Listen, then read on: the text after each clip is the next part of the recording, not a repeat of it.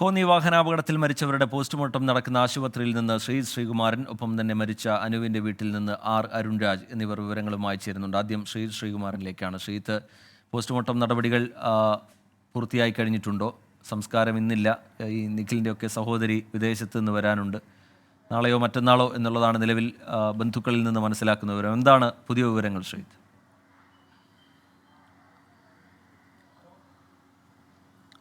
Postmortem നടപടിക്രമങ്ങളെല്ലാം ടിക്കറിയത്ത് പൂർത്തിയായി കഴിഞ്ഞു. അത് ഏതാണ്ട് ഒരു 15 മിനിറ്റ് മുമ്പാണ് ഏറ്റവും അവസാനം അനുവിൻ്റെ മൃതദേഹമാണ് പോസ്റ്റ്മോർട്ടം നടപടിക്രമങ്ങൾ കഴിഞ്ഞ് ഈ മൊബൈൽ മോർച്ചറിയിലേക്ക് സ്വകാര്യ ആശുപത്രി ഇടത്തട്ടയിലെ മോർച്ചറിയിലേക്ക് മാറ്റിയിരിക്കുന്നത്. അല്പസമയം മുൻപ് ഇവിടെ കുറേയധികം ആളുകൾ തിങ്ങി നിറഞ്ഞു നിൽക്കുകയായിരുന്നു. അവരെല്ലാവരും തന്നെ നിറകണ്ണീരുകളോടെ ഈ 4 പേർക്കും വിട നൽകി. ഇതുകൂടാതെ ബിജു, ഈ അനുവിൻ്റെ പിതാവ് ബിജു ഈ ആശുപത്രിയിലൊരു സെക്യൂരിറ്റി ജീവനക്കാരനായിരുന്നു. അദ്ദേഹം എക്സ് മിലിറ്ററി കൂടിയാണ്. അദ്ദേഹത്തിന് ഇവിടെ ഏതാണ്ട് ഒരു 10 മിനിറ്റോളം തൊട്ടപ്പുറത്ത് ജീവനക്കാരുടെ ആദരാഞ്ജലി അർപ്പിക്കാൻ പൊതുദർശനത്തിന് വെക്കുന്നൊരു സാഹചര്യമുണ്ടായി. എന്തായാലും മൃതദേഹങ്ങളെല്ലാം ഇപ്പോൾ ആശുപത്രിയിലേക്ക് മാറ്റിയിട്ടുണ്ട്. 4 പേരുടെയും മൃതദേഹങ്ങൾ ഇപ്പോൾ ഇടത്തട്ടയിലെ സ്വകാര്യ ആശുപത്രി മോർച്ചറിയിലാണ് സൂക്ഷിച്ചിട്ടുള്ളത്. സ്വാഭാവികമായി ഇവരുടെ ബന്ധുക്കൾ, ഇനിയും വിദേശത്തുള്ള ബന്ധുക്കളൊക്കെ തിരിച്ചു വരാനുണ്ട്. അത് ഒരു സഹോദരി മാത്രമല്ല, അച്ഛൻ്റെയും അമ്മയുടെയും ഒക്കെ ബന്ധുക്കൾ വരാനുണ്ട്. സ്വാഭാവികമായി അത് വന്നതിന് ശേഷം മാത്രമേ ഒരു തീരുമാനമെടുക്കുകയുള്ളൂ. നാളെയോ മറ്റന്നാളോ എന്ന കാര്യത്തെക്കുറിച്ചൊരു അന്തിമ തീരുമാനം വൈകിട്ട് മാത്രമേ പറയാൻ കഴിയുകയുള്ളൂ. എന്തായാലും കണ്ണീരോടുകൂടി അവർ ഈ മോർച്ചറിയിൽ നിന്ന് പോസ്റ്റ്മോർട്ടത്തിന് ശേഷം അവരുടെ മൃതദേഹങ്ങൾ മടങ്ങിയിരിക്കുകയാണ്. ഇടത്തട്ടയിലെ മൊബൈൽ ഫ്രീസറിൽ ഇപ്പോൾ സൂക്ഷിച്ചിരിക്കുകയാണ്. ശരി, ശ്രീകുമാരൻ വിവരങ്ങൾ നൽകുകയായിരുന്നു. അരുൺരാജ് കൂടി നമുക്കൊപ്പം ചേരുന്നുണ്ട്. അരുൺരാജ്, ഈ നിഖിലിൻ്റെയും അനുവിൻ്റെയും വർഷങ്ങൾ നീണ്ട പ്രണയമാണ്. അതിനുശേഷം 2 ആഴ്ച മുമ്പാണ് ഈ വിവാഹം നടക്കുന്നത്. ആ നാട് മുഴുവൻ ആ വിവാഹത്തിൽ പങ്കെടുത്ത് സന്തോഷത്തോടുകൂടി ആഘോഷത്തോടുകൂടി ആ ചടങ്ങിൻ്റെ ഭാഗമായി അവർക്ക് ആശംസയൊക്കെ നേർന്ന് മടങ്ങിയ ആളുകളാണ്, നാട്ടുകാരാണ്. അവർക്ക് ഈ വാർത്ത, ഇപ്പോൾ വന്ന വാർത്ത ഉൾക്കൊള്ളാൻ കഴിയുന്നില്ല. അതിൻ്റെ വേദന അവിടെ പ്രകടവുമാണ്. എന്താണ് അനുവിൻ്റെ വീട്ടിൽ നിന്ന് പങ്കുവയ്ക്കാൻ കഴിയുന്ന വിവരങ്ങൾ?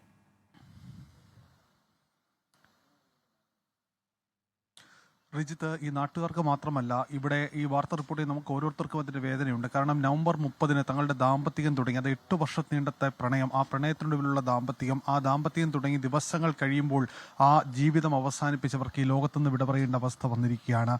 ഇന്നലെ അനുവിൻ്റെ പിതാവും അതുപോലെ തന്നെ നിഖിലിൻ്റെ പിതാവും ഇവിടെ നിന്ന് 9 മണിയോടെയാണ് തിരുവനന്തപുരത്തേക്ക് യാത്ര തിരിച്ചത്. ഇവരെ കൂട്ടിക്കൊണ്ടുവരാനായി യാത്ര തിരിച്ചത്. നാളെ അനുവിൻ്റെ ജന്മദിനം കൂടിയാണ്. അങ്ങനെ ജീവിതത്തിൽ ഇരുവരും ചേർന്ന് ഒരുമിച്ച് വന്നതിന് ശേഷമുള്ള ആദ്യ ജന്മദിനം. അത് ആഘോഷപൂർണ്ണമാക്കാനുള്ള തീരുമാനമെടുക്കുന്നു. ക്രിസ്മസ് അടക്കം വലിയ ആഘോഷത്തിലേക്ക് കൊണ്ടുവരാനുള്ള തീരുമാനമൊക്കെ എടുത്ത് വീട്ടിലടക്കത്തിൻ്റെ ഒരുക്കങ്ങളെല്ലാം ക്രമീകരിച്ചതിൻ്റെ ഇടയിലാണ് ഇത്തരമൊരു ദുരന്തം ഈ വീട്ടിലേക്ക് എത്തുന്നത്. അതിൻ്റെ ഞെട്ടലിലാണ് വീട്ടുകാർ, അതിൻ്റെ ആഘാതത്തിലാണ് ഈ വീട്ടുകാരും നാട്ടുകാരുമെല്ലാം. അവർക്കാർക്കും ഇപ്പോഴും അത് വിശ്വസിക്കാൻ കഴിയുന്നില്ല. കാരണം അത്രത്തോളം ആ വീട്ടിലോട് ഇഴുകിച്ചേർന്ന ഈ നാട്ടുകാരോട് അത്രത്തോളം അടുപ്പമുണ്ടായിരുന്ന വ്യക്തികളാണ് നിഖിലും അനുവും. കാരണം ഈ സമീപത്ത് തന്നെയായിരുന്നു ഇരുവരും ഒരുമിച്ച് താമസിച്ചത്. പിന്നീടാണ് മറ്റൊരു വീട്ടിലേക്ക് നിഖിൽ മാറുകയും പിന്നീട് കല്യാണം കഴിയുകയും ചെയ്തത്. എന്തായാലും ആ ജീവിതം ഒടുവിൽ ഇത്തരത്തിലായതിൻ്റെ വേദന ഈ നാട്ടുകാർക്കെല്ലാം ഉണ്ട്. നമുക്ക് ഈ ദൃശ്യങ്ങളിലടക്കം കാണാം. ക്രിസ്മസിന് വേണ്ടിയുള്ള ഒരുക്കങ്ങൾ, കല്യാണത്തിൻ്റെ എല്ലാ ഒരുക്കങ്ങൾ കഴിഞ്ഞ് ആ ക്രിസ്മസിൻ്റെ ഒരുക്കങ്ങൾ കൂടി ഈ വീട്ടിലേക്ക് തുടങ്ങുന്നു. നാളെ ജന്മദിനമാണ്. അതിന് വിപുലമായ പരിപാടികളടക്കം ഇരുവരും ക്രമീകരിച്ചിരുന്നത്. അതുകൊണ്ടാണ് വേഗത്തിലുള്ള മടക്കമടക്കം നടത്തിയിരുന്നത് എന്നുള്ളതാണ്. എന്തായാലും അപകടത്തിന് കാരണമായി നേരത്തെ മോട്ടോർ വകുപ്പ് അടക്കം പറഞ്ഞത് ഉറക്കമാണ്. ഈ ഡ്രൈവർ ഉറങ്ങിപ്പോയതാണ് അപകടത്തിൻ്റെ കാരണമെന്നാണ്. അനുവിൻ്റെ പിതാവാണ് വാഹനം ഓടിച്ചതെന്നാണ് നിലവിൽ മോട്ടോർ വാഹന വകുപ്പ് വ്യക്തമാക്കുന്നത്. ഈ 9 മണിയോടെ ഇവിടെ നിന്ന് യാത്ര തിരിക്കുന്നു. ഒടുവിൽ തിരുവനന്തപുരത്തെത്തി. അവിടെ നിന്ന് ഈ യാത്ര പിന്നീട് തുടർച്ചയായി വാഹനം ഓടിക്കേണ്ടി വന്ന അവസ്ഥയിലാണ് ഈ ഉറങ്ങിപ്പോകാൻ കാരണമെന്നാണ് നിലവിൽ പ്രാഥമികമായി മോട്ടോർ വാഹന വകുപ്പ് മനസ്സിലാക്കുന്നത്. നമുക്ക് എന്തായാലും ഈ വേദന, ഈ വീട്ടുകാരുടെ വേദന അത്രത്തോളം ഉണ്ട്. ഓരോരുത്തരുടെയും വാക്കുകളിൽ പോലും അത്രത്തോളം ആ വേദന നിഴലിക്കുകയും ചെയ്യുന്നുണ്ട് റിജിത്ത്. എന്തായാലും ബന്ധുക്കളടക്കമുള്ളവർ ഈ വീട്ടിലേക്ക് എത്തിക്കൊണ്ടിരിക്കുകയാണ്. നിഖിലിൻ്റെ സഹോദരി നാളെ എത്തിയാൽ ഉടൻ തന്നെ സംസ്കാര ചടങ്ങുകളടക്കമുള്ള കാര്യങ്ങളിൽ തീരുമാനമുണ്ടാകും. ശരി, അരുൺരാജ വീട്ടിൽ നിന്നുള്ള വിവരങ്ങൾ പങ്കുവെക്കുകയായിരുന്നു. ക്രിസ്മസ് ട്രീ ഒക്കെ ഒരുക്കി ക്രിസ്മസ് ആഘോഷത്തിനൊക്കെ കാത്തിരുന്ന വീടാണത്. അവിടേക്കാണ് ഈ മരണവാർത്ത, താങ്ങാവുന്നതിനും അപ്പുറത്തേക്കുള്ള വളരെ വേദനാജനകമായ വാർത്ത എത്തുന്നത്.